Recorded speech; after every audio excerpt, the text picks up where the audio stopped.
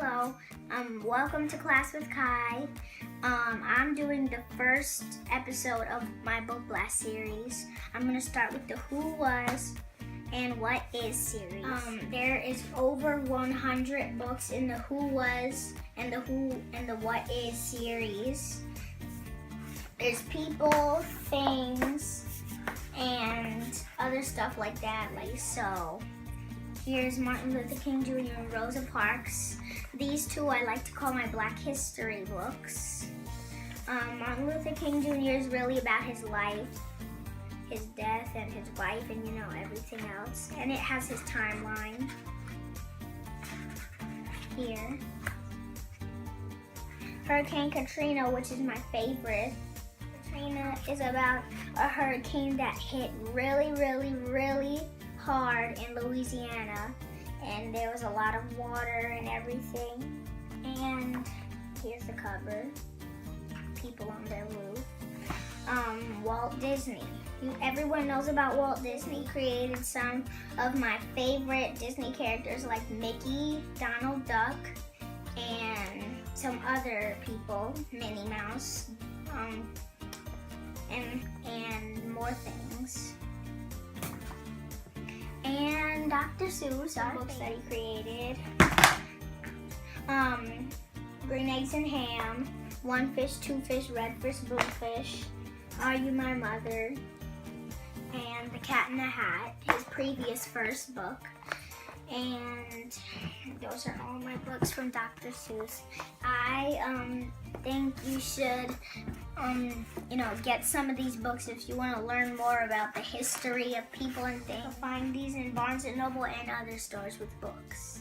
That's it for episode 1 of Book Class with Kai.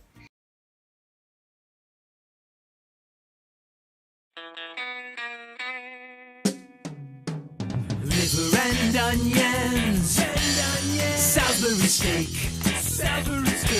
Sloppy Joe Tuesdays, hot turkey plate, lunch lady, lunch lady, and she's on the trail for the mystery meat.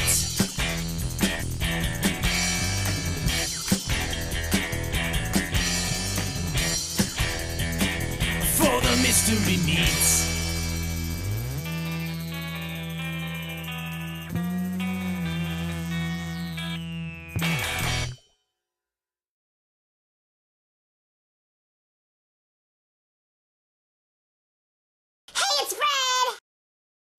You'd think that living in a house full of robots would be seriously, completely, unbelievably awesome. Yeah, well, you'd be totally wrong. Meet Eve, the most annoying robot that ever ruined any kid's life, ever. Would you stop? You think they can do all kinds of stuff and make everything easier. Then allow me to help you. But usually, they just mess stuff up. E! No! I'm gonna get you for that, dweebiac. Just wait till we're alone. You see what I mean? Robots, ruining the lives of kids everywhere. Join now to help stop the bots. Read House of Robots, coming to a bookstore near you. A wonderful story about a man and machine forming a unique bond. Through many obstacles, they come together. Don't listen to him. This is a true story about how robots ruined my life. Read the book for yourself. Read House of Robots and find out the truth.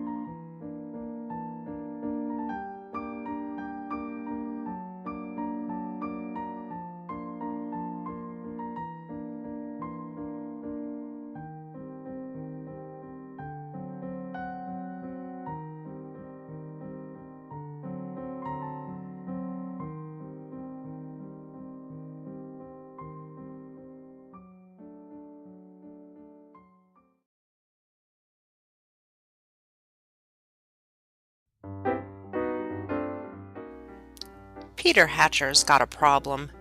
He feels like a big nothing. Just a fourth grade nothing.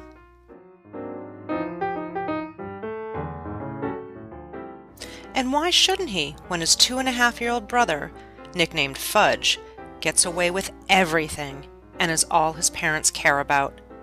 Fudge is difficult to say the least. He's always doing stupid stuff. Like eating flowers and dumping food on his head at restaurants. He's what you might call badly behaved. So Mrs. Hatcher is always asking Peter to help with Fudge. She uses Peter to trick Fudge into doing all sorts of things, like standing on his head to get his little brother to eat. Once, Peter's mother even made him pretend to buy a pair of childish saddle shoes instead of more grown-up loafers, all just to trick Fudge into trying a pair on. And oh boy, does Peter get in trouble when Fudge falls off the jungle gym at the park and has a terrible accident. Didn't his mother know that Sheila with the cooties was supposed to be watching him?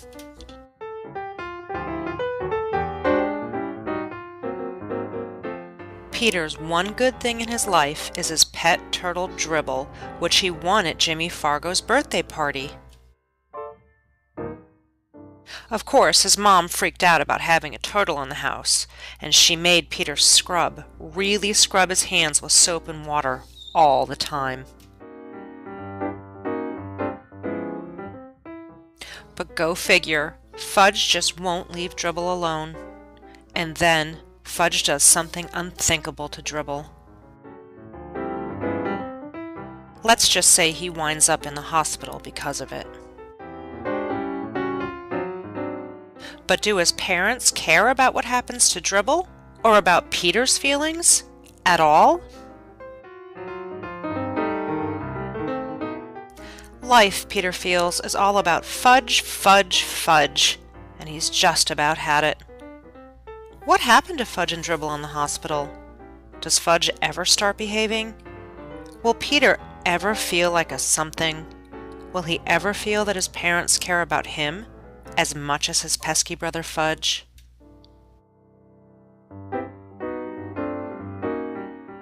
Read Judy Blume's Tales of a Fourth Grade Nothing to find out.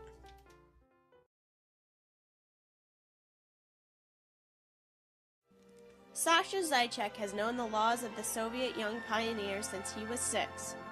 The Young Pioneer is devoted to Comrade Stalin, the Communist Party, and communism.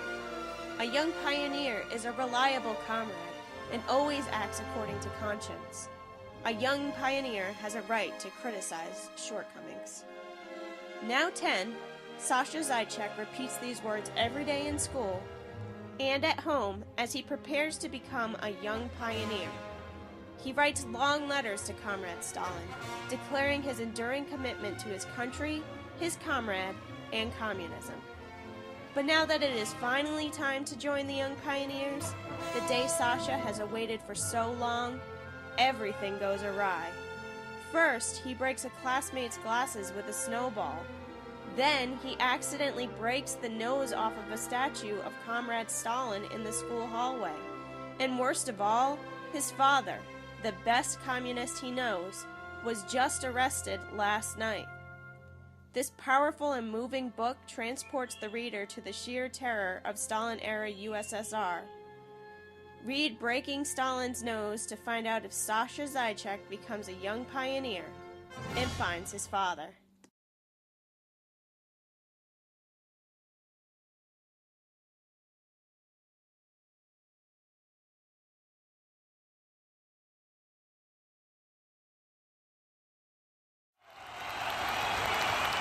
I'd like young readers to read my books and first and foremost be entertained.